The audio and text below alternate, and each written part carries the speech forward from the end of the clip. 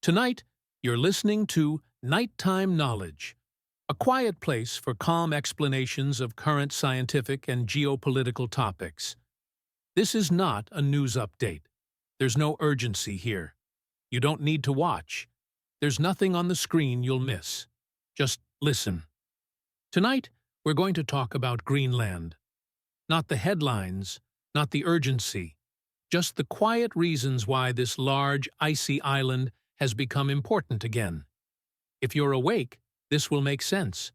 And if you're drifting off, that's perfectly fine too. Greenland is often described as remote, cold, empty. But in reality, it sits at a very specific place in the world. A place where geography, physics, and long-term planning quietly meet. Tonight, we'll explore why that matters. Slowly.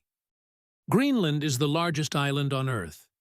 It lies between North America and Europe, between the Arctic Ocean and the North Atlantic.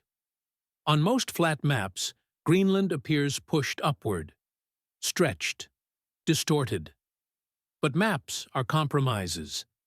They flatten a round world, and in doing so, they quietly mislead us.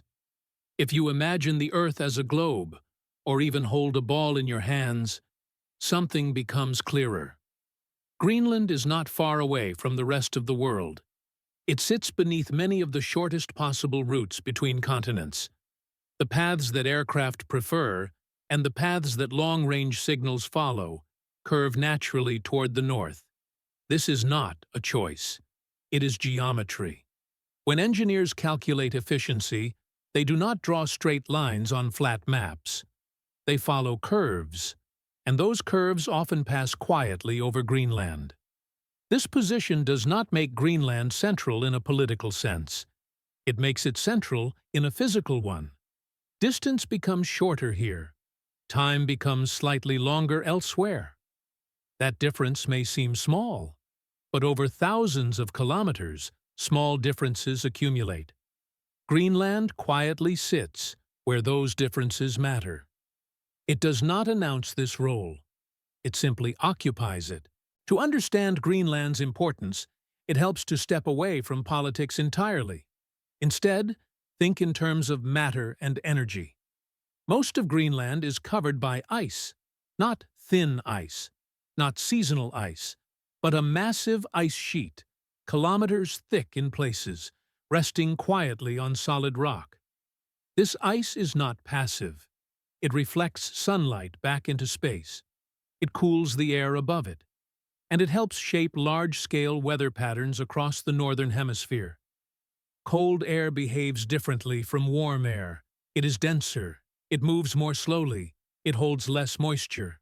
In the Arctic, the atmosphere is often calmer, more layered, more predictable. That predictability matters.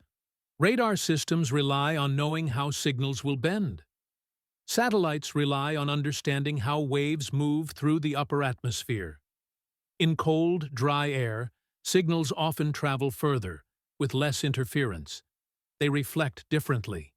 They curve gently rather than scatter. Greenland does not create these conditions, but it supports them. The ice sheet acts like a quiet platform, stabilizing the environment above it. This is not dramatic. It is subtle. And it is exactly why the Arctic has long been useful for long-range observation and communication. Greenland's physical presence makes certain things easier, not faster, not louder, just more reliable.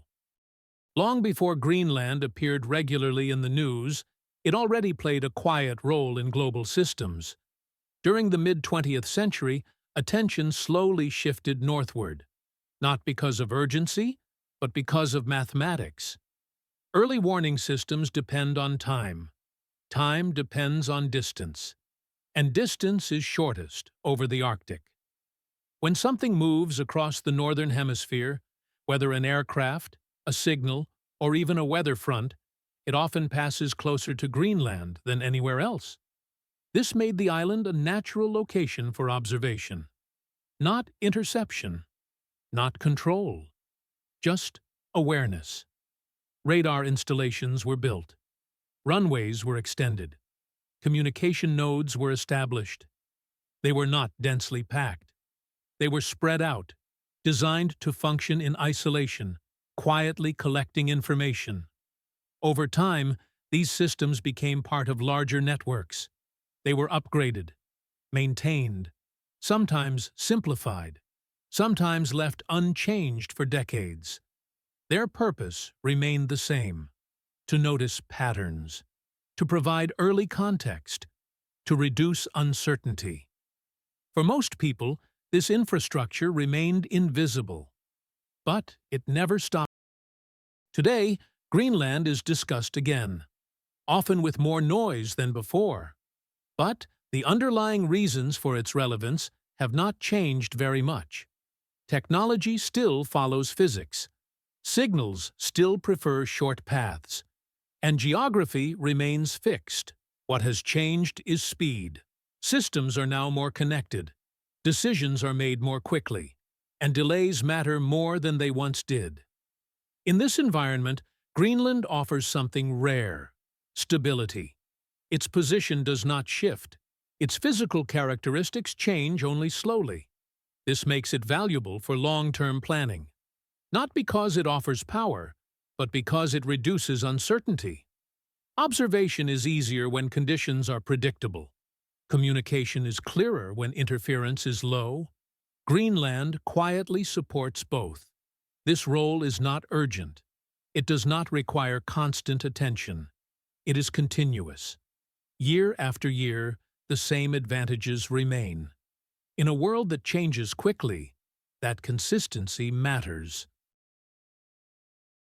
As we come to the end, it helps to step back once more. Greenland is not important because it is powerful. It is important because it is present. Because it sits where distance becomes shorter, where signals pass naturally, where observation becomes easier. This importance is quiet. It does not demand attention. It simply remains.